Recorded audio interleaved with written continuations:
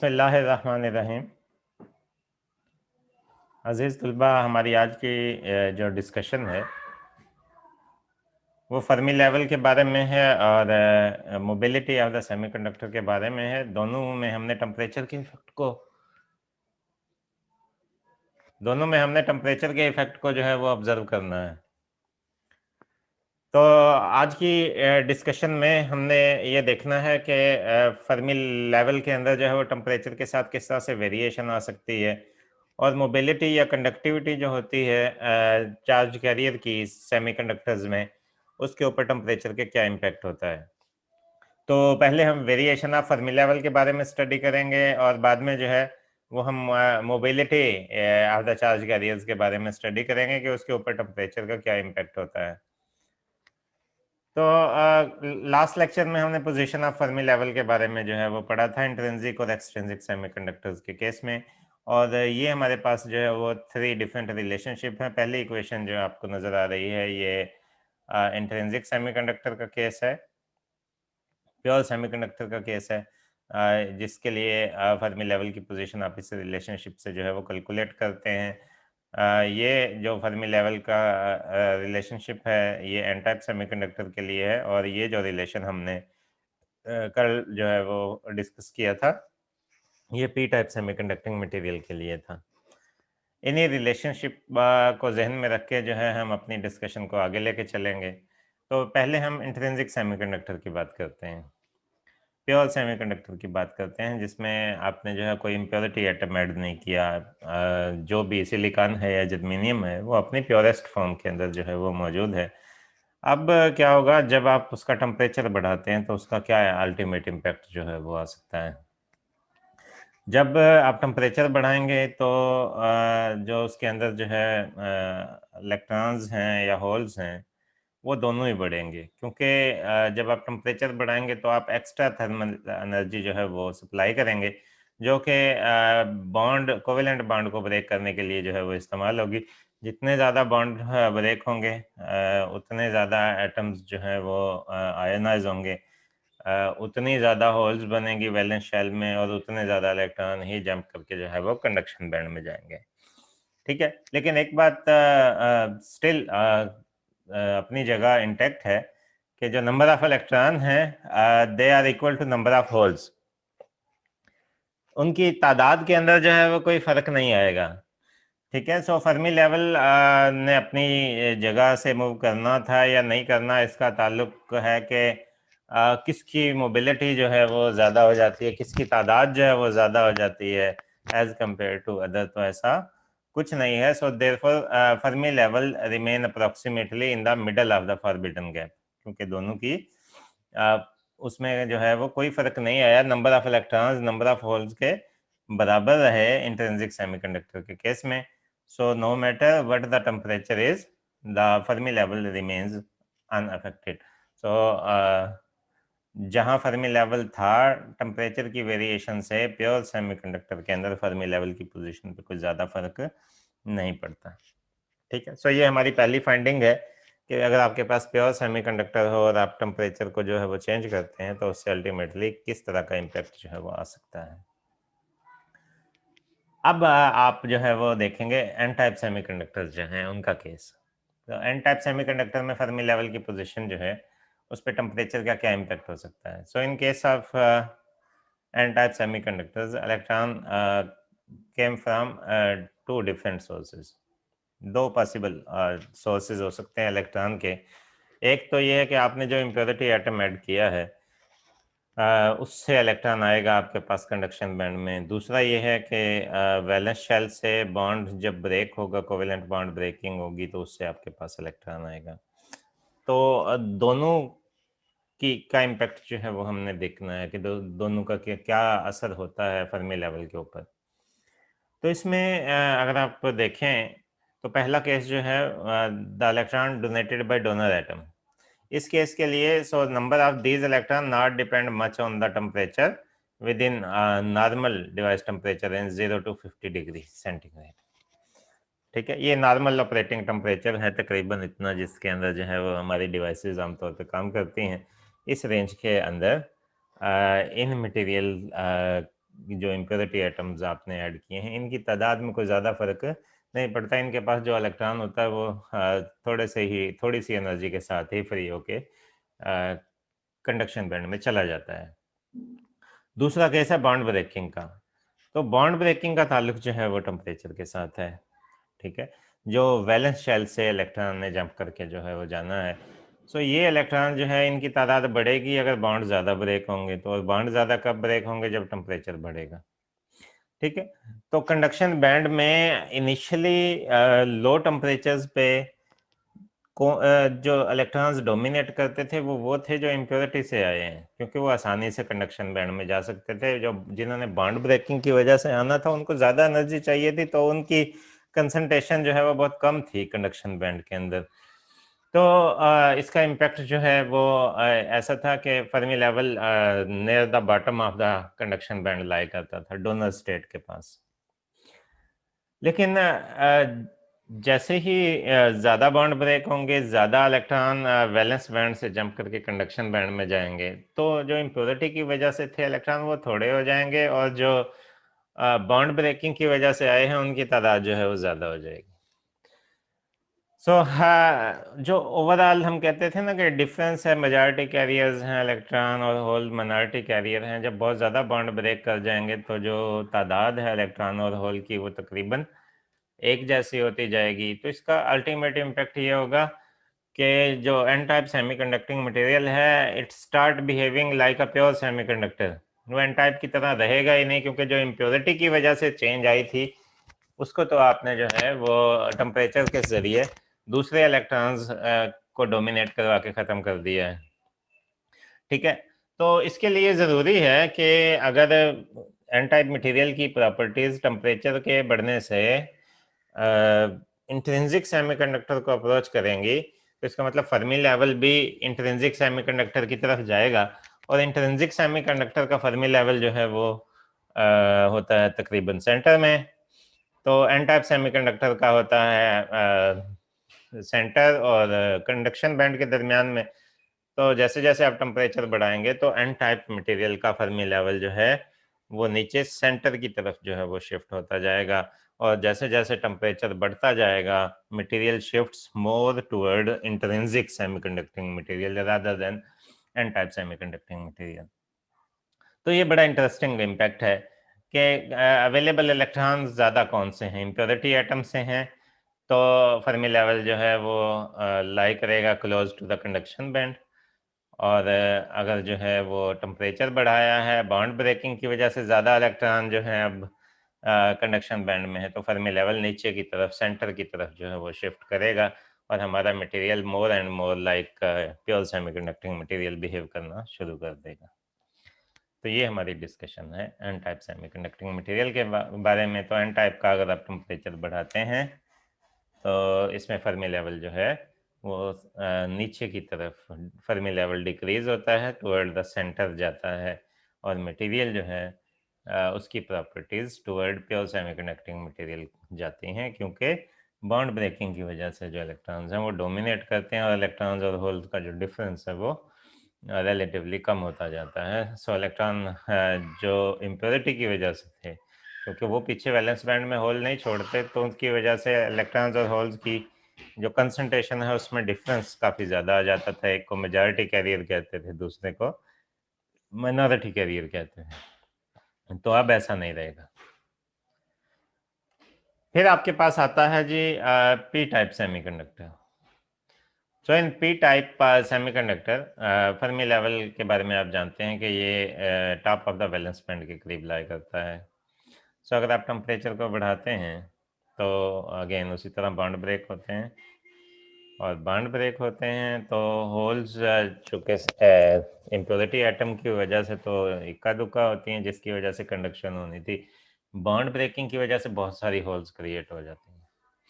सो जो holes available थी for the conduction, अगर तो वो एक्सेप्टर एटम की वजह से बनी, तो फिर तो फर्मी लेवल जो है वो top of the valence band के करीब होगा। लेकिन अगर बहुत सारी होल्स बन गई हैं बॉन्ड ब्रेकिंग की वजह से, तो फिर इम्प्योरिटी एटम का इम्पैक्ट ऑलमोस्ट ख़त्म हो जाएगा।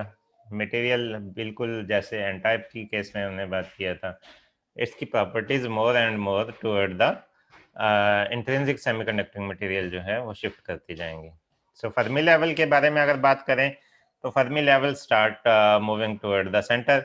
सो जब आप पी टाइप सेमीकंडक्टिंग मटेरियल की बात करते हैं तो फर्मी लेवल स्लाइटली जो है वो ऊपर की तरफ शिफ्ट होगा, क्योंकि ये सेंटर और top of the valence band के दरमियान लाया करता है। तो फर्मी लेवल जो है वो सेंटर की तरफ जाएगा। हम कहेंगे कि इसका फर्मी लेवल जो है वो स्लाइटली इंक्रीज करता है, और नियर टू द सेंटर जो है वो अप्रोच सेंटर को अप्रोच करता है।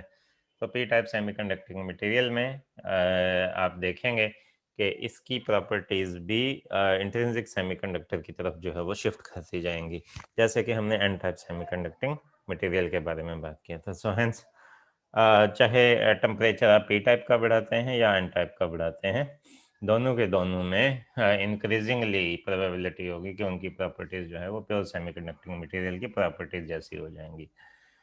So this will place a limit on the operating temperature of a semiconductor devices. So ऐसे semiconductor devices जिसमें आप n टाइप और p टाइप सेमीकंडक्टिंग मटेरियल जो है वो यूज़ करते हैं, तो उसका टेम्परेचर जो है वो बहुत ज़्यादा आप नहीं बढ़ा सकते, अदरवाइज उसकी इलेक्ट्रिकल परफॉर्मेंस जो है वो चेंज हो जाएगी। सो एक खास ऑपरेटिंग टेम्परेचर पर ही आप उससे ऑप्टिमम परफॉर्मेंस जो है वो ले सकते हैं। तो ये हमारी डिस्कशन थी उसके हवाले से, फर्मी लेवल की variation with respect to temperature के हवाले से, और यहाँ हमने इसको जो है वो ग्राफिकली रिप्रेजेंट किया है। सो ये नीचे आपके पास वैलेंस बैंड है, ये देखिए, ये आपका जो है वो वैलेंस बैंड है, ये वैलेंस बैंड है हमारा, और इससे ऊपर जो है आपका कंडक्शन बैंड है, ये डोनर लेवल है, और ये एक्सेप्टर लेवल है। ओके, तीनों तरह के सेमीकंडक्टर को डिस्कस करते हैं। ये सेंटर में जो है लाइन, डॉटेड लाइन जो है, ये आपको जो है वो प्योर सेमीकंडक्टिंग मटेरियल का फर्मी लेवल की पोजीशन बताती है, और ये पॉइंट है near the donor level and bottom of the conduction band, ये आपको एन टाइप सेमीकंडक्टर में फर्मी लेवल की कंडीशन बताती है एब्सोल्यूट जीरो टेम्परेचर पे, और ये ऑलमोस्ट पॉइंट है जो कि आपको फर्मी लेवल की पोजीशन बताता है for the p-type semiconductor at absolute zero। अब आपने टेम्परेचर बढ़ाना है। ये देखें, हम टेम्परेचर को बढ़ा के 0 से 300 केल्विन पर लेके गए हैं। लो टेम्परेचर पे तो ज़्यादा इम्पैक्ट नहीं होता, लेकिन जब आप रूम टेम्परेचर पे अप्रोच करते हैं तो सिग्निफिकेंट चेंज आ चुकी होती है। ठीक है, दोनों सेंटर की तरफ अप्रोच कर रहे हैं, चाहे आप पी टाइप का देखते हैं चाहे आप एन टाइप मटेरियल का देखते हैं, दोनों के फर्मी लेवल जो है वो जो है वो सेंटर की तरफ जा रहे हैं। एन टाइप का डिक्रीज होता है और पी टाइप का फर्मी लेवल आप देख सकते हैं कि इंक्रीज होता है। अगर आप बहुत ज़्यादा टेम्परेचर बढ़ाते हैं तो आपका मटेरियल जो है वो ना एन रहता है ना पी रहता है। ठीक है, it approaches to intrinsic semiconducting material. और इंट्रिंसिक सेमीकंडक्टिंग मटेरियल के केस में अगर आप ये लाइन देखें तो ये स्ट्रेट लाइन है, इसका मतलब इंट्रिंसिक सेमीकंडक्टिंग मटेरियल में टेम्परेचर की वेरिएशन से कोई सिग्निफिकेंट इम्पैक्ट जो है वो ऑब्जर्व नहीं किया जाता। तो ये हमारी डिस्कशन थी variations of Fermi level with respect to variation in the temperature के हवाले से। अब हम अपने आज के लेक्चर के दूसरे हिस्से की बात करते हैं। मोबिलिटी के ऊपर जो है वो चार्ज कैरियर की मोबिलिटी जो है उनके ऊपर क्या इम्पैक्ट आता है टेम्परेचर का। तो मोबिलिटी ऑफ इलेक्ट्रॉन और होल जो है उस पर दो चीज़ों का बुनियादी तौर पे इम्पैक्ट होता है। मोबिलिटी को दो चीज़ें ऐसी हैं जो रजिस्ट करती हैं, एक तो फोनान है या लेटेस्ट वाइब्रेशन है जिनके साथ इनकाउंटर होता है इलेक्ट्रॉन का, और दूसरी चीज़ है वो है आयनाइज्ड इम्प्योरिटी एटम्स। ठीक है, जो आपने इम्प्योरिटी डिफेक्ट डाला है, इम्प्योरिटी एटम जो है वो सब्स्टिट्यूट किया है।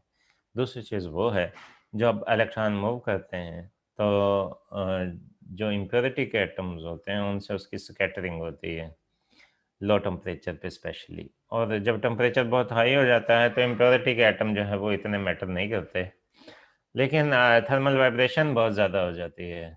ठीक है, थर्मल वाइब्रेशन की वजह से इलेक्ट्रॉन के जो चांस ऑफ कुलियन है वो काफ़ी ज़्यादा हो जाता है। कुलियन ज़्यादा होने की वजह से उसकी मोबिलिटी थोड़ी सी जो है वो टफ हो जाती है। अब ये बुनियादी तौर पे चूँकि रजिस्टिविटी का कंसेप्ट है, तो रजिस्टिविटी और मोबिलिटी जो है उसको एक दूसरे के साथ आप रिलेट कर सकते हैं। तो इसकी जो मैथमेटिकल डिस्क्रिप्शन है, तो मोबिलिटी को दो हिस्सों में जो है वो हम जो है वो डिवाइड करते हैं। तो पहला हिस्सा जो है वो उसको आप म्यू कैपिटल एल से आप उसको रिप्रेजेंट कर रहे हैं। ये फोनॉन्स की वजह से, थर्मल वाइब्रेशन की वजह से जो मोबिलिटी के ऊपर इम्पैक्ट आना है उसका वो पार्ट है। क्योंकि रजिस्टिविटी पे आना है तो उससे कंडक्टिविटी पे इम्पैक्ट आएगा, या साथ दूसरे लफ्जों में आप कह सकते हैं मोबिलिटी पे इम्पैक्ट आएगा। मोबिलिटी को आपने पिछले 2-3 लेक्चर पहले हमने मोबिलिटी के बारे में पढ़ा था कि पर यूनिट इलेक्ट्रिक फील्ड में कितनी वेलोसिटी अटेन करता है चार्ज पार्टिकल, उसको आप मोबिलिटी कहते हैं। इसके लिए ये दो रिलेशनशिप हम आपके पास मौजूद हैं। म्यू एल लेटेस्ट वाइब्रेशन के लिए आपके पास ये रिलेशनशिप मौजूद है। ए कांस्टेंट है, कोफिशिएंट है, कोई भी कांस्टेंट है, टेम्परेचर पावर -3/2, ठीक है। जैसे जैसे आप टेम्परेचर बढ़ाएंगे थर्मल वाइब्रेशन बढ़ेगी, इसकी वजह से मोबिलिटी का ग्राफ नीचे की तरफ आएगा, डिक्रीज होगा। और दूसरा है म्यू आई, आई कैपिटल लिखा है फॉर इम्प्योरिटीज, ठीक है। म्यू आई जो है इसके लिए आपके पास बनता है T⁻3/2। अब इम्प्योरिटी एटम जो हम ऐड कर रहे हैं ना, ये बुनियादी तौर पे आपको एक्स्ट्रा इलेक्ट्रॉन्स प्रोवाइड करते हैं, और एक्स्ट्रा इलेक्ट्रॉन्स ज़रूरी हैं मोबिलिटी के लिए। जितने ज़्यादा इलेक्ट्रॉन्स होंगे उतनी मोबिलिटी ज़्यादा होगी, उतनी ही कंडक्टिविटी ज़्यादा होगी। तो इनिशियली जब आप कंसंट्रेशन बढ़ाते हैं तो फिर ये रिलेशनशिप बनता है टेम्परेचर के दरमियान और मोबिलिटी के दरमियान। इन केस जब आप सिर्फ इम्प्योरिटी एटम्स के केस में जो है वो ऑब्जर्व कर रहे होते हैं, ठीक है। Mu I is equal to T⁻+3/2, ठीक है। Mu L is proportional to T⁻−3/2, ये डिक्रीजिंग बिहेवियर शो करेगा, और mu I is proportional to T⁻+3/2, ये इंक्रीजिंग कर्व, इस तरह की कर्व जो है वो आपके पास आएगी, ठीक है। ए और बी जो है वो कांस्टेंट्स हैं, कोई भी कोफिशिएंट्स हैं वो हमने यहाँ पे general relation constant of proportionality इसको कह सकते हैं। अब इनको अगर फाइंड करना हो तो उसके लिए हम थोड़ा सा बेसिक से जो है वो जाते हैं। If the carrier densities are known, carrier की डेंसिटी कितनी है, NE जो है आपकी कैरियर डेंसिटी होती है, we can calculate the resistivity and consequently the resultant mobility analogous to the Matthiessen rule. Matthiessen rule जो है वो हमने प्रीवियसली पढ़ा भी था फ्री इलेक्ट्रॉन मॉडल वाले चैप्टर में, अगर आपके जहन में हो, ठीक है। रजिस्टिविटी के अंदर इन्हीं दो चीज़ों का इम्पैक्ट जो है वहाँ पे हमने स्टडी किया था, इम्प्योरिटी एटम्स का इम्पैक्ट और फोनॉन्स का इम्पैक्ट जो है वो। ये आपके पास जो है वो रजिस्टिविटी का रिलेशन है, rho is equal to 1/σ, reciprocal of conductivity होती है। तो रजिस्टिविटी के बारे में हमने पढ़ा था कि ये सम होती है रो एल और रो आई का, ये है Matthiessen rule, rho is equal to rho L plus rho I, right. या इसको आप कंडक्टिविटी की फॉर्म में लिखना चाहें तो आप लिख सकते हैं 1/σ is equal to 1/σl plus 1/σi, which can be written as, अब ये सिग्मा की वैल्यू है जो इसी चैप्टर के अंदर जो है वो हमने जब मोबिलिटी और कंडक्टिविटी का टॉपिक पढ़ा था तो उसमें मेंशन की थी। 1/NE म्यू, ठीक है, NE म्यू आपके पास टोटल कंडक्टिविटी है, ठीक है, is equal to 1/NE mu L plus 1/NE mu I, ठीक है। NE चूँकि सब में मौजूद है तो उसको आप ख़त्म कर सकते हैं, तो ये मोबिलिटीज़ के दरमियान जो है वो रिलेशनशिप बन जाएगा 1/μ is equal to 1/μl plus 1/μi। ये ओवरऑल मोबिलिटी का रिलेशनशिप है दोनों केसेस के लिए। इम्प्योरिटी से स्कैटरिंग की वजह से भी जो मोबिलिटी पे इम्पैक्ट आएगा वो भी इसमें आ जाएगा, और जो आपके पास जो है थर्मल वाइब्रेशन की वजह से आएगा वो भी इसमें शामिल होगा। अगर आप वैल्यूज़ जो है शुरू में हमने मेंशन की थी मोबिलिटी की, म्यू एल की भी मेंशन की थी और म्यू आई की भी मेंशन की थी, वो पुट कर दें तो ये इक्वेशन कुछ इस शक्ल में आ जाएगी 1/μ इज इक्वल टू, ये डिनोमिनेटर में आपने लिखना T⁻−3/2, तो ये ऊपर जाकर T⁻3/2 बन जाएगा, और ये नीचे जो है प्लस के साथ था तो ये ऊपर जाके -3/2 हो जाएगा। अब अगर हम रिलेशनशिप्स को जहन में रखें मोबिलिटीज़ के, at low temperature ion scattering from the impurity atoms dominate, ठीक है। सो उसके लिए ये रिलेशनशिप है, mu is proportional to T⁻3/2। Increasing trend आएगा, मोबिलिटी इनिशियली इम्प्योरिटी एटम से बहुत जल्दी इलेक्ट्रॉन निकलते हैं, तो लो टेम्परेचर पे इनकी वजह से मोबिलिटी इंक्रीज होती है। ऑन दी अदर हैंड, जैसे जैसे टेम्परेचर बढ़ाते हैं, फोनॉन्स बढ़ते हैं, लेटेस्ट वाइब्रेशनल एम्पलीट्यूड एटम का बढ़ता है, जिसकी वजह से जो है ज़्यादा रेजिस्टेंस मिलती है इलेक्ट्रॉन्स को मूव करने के लिए थ्रू द सेमीकंडक्टर। जब उनको ज़्यादा रेजिस्टेंस मिलेगी तो उनकी मोबिलिटी जो है वो कम हो जाएगी। तो ये उसके लिए जो है वो मैथमेटिकल रिलेशनशिप है कि mu is proportional to T⁻³ ठीक है। लेकिन अगर आपके पास जो है वो इंट्रिंसिक सेमीकंडक्टर हो जिसमें आयन स्कैटरिंग होती नहीं है, तो सिर्फ एक टर्म आपके पास आएगी और वो होगी थर्मल वाइब्रेशन की वजह से। तो उसके लिए मोबिलिटी के लिए आप सिंपली ये रिलेशनशिप जो है वो यूज़ कर सकते हैं, जिसमें आपने कोई इम्प्योरिटी एटम ऐड किया ही ना हो, इज एप्लीकेबल और लार्ज टेम्परेचर रेंज। ठीक है, ये बहुत आइडियल केस है जब बिल्कुल ही परफेक्ट आपके पास सेमीकंडक्टिंग मटेरियल हो, आप तब ऐसा कर सकते हैं। नॉर्मली ये होता है कि जो भी मटेरियल आप जो है वो बनाते हैं लेबोरेटरी में या इंडस्ट्री में, तो उसमें जो है वो अनवांटेड इम्प्योरिटीज़ जो है वो शामिल हो जाती हैं। तो ओवरऑल अगर रिलेशनशिप देखें तो उसमें दोनों टर्म आमतौर पे इंक्लूड करनी पड़ती हैं। लेकिन आप अगर आइडियलाइज कर लेते हैं कि इंट्रिंसिक सेमीकंडक्टर में बिल्कुल किसी तरह की भी कोई इम्प्योरिटी नहीं है, तो फिर आप जो है वो इम्प्योरिटी वाली टर्म को इग्नोर कर सकते हैं। ये जो है वो यहाँ हम कंक्लूड करेंगे अपने डिस्कशन को। ये ग्राफिकल रिप्रेजेंटेशन है मोबिलिटी और टेम्परेचर के रिलेशनशिप की। यहाँ पे आप देखें एक्स एक्सिस पे आपने जो है वो टेम्परेचर लिया है केल्विन में, और वाई एक्सिस में आपके पास जो है वो मोबिलिटी है, टोटल मोबिलिटी है। तो सॉरी, तो यहाँ पे जो है 3 डिफरेंट रिलेशनशिप लिए हैं। कर्व ए जो है ये आपको प्योर इंट्रिंसिक सेमीकंडक्टिंग मटेरियल का बिहेवियर शो करती है। तो उसमें हम कहते हैं कि हम इम्प्योरिटी वाली टर्म को इग्नोर कर देंगे, तो जो म्यू है वो T⁻³ की प्रोपोर्शनल होगी। तो ये माइनस पावर की वजह से ये डिक्रीजिंग बिहेवियर, डिक्रीजिंग ट्रेंड जो है वो शो करेगी। इसके बाद दो केसेस बनते हैं, pure, least pure, less pure. ठीक है, आप इम्प्योरिटी थोड़ी ऐड करते हैं या ज़्यादा ऐड करते हैं। ठीक है, ओके। सो बी जो है वो लेस प्योर का केस है। इसमें थोड़ी सी इम्प्योरिटी जो है वो हम आ गई हैं किसी वजह से। तो इनिशियली आप देखें पहले इसकी वैल्यू स्लाइटली बढ़ती है, तो बहुत थोड़ी शॉर्ट रेंज के लिए जो है वो इनिशियली टेम्परेचर के बढ़ने से कंडक्टिविटी बढ़ती है, उसके बाद जो है वो इसी ट्रेंड पे आ जाती है T⁻³ पे। ठीक है, और जो बिल्कुल ही प्योर ना हो, जिसमें पता है आपको कि आपने इम्प्योरिटीज ऐड की हैं, तो उसमें सिग्निफिकेंटली पहले T⁻³ ट्रेंड जो है वो इंक्रीजिंग नज़र आएगा।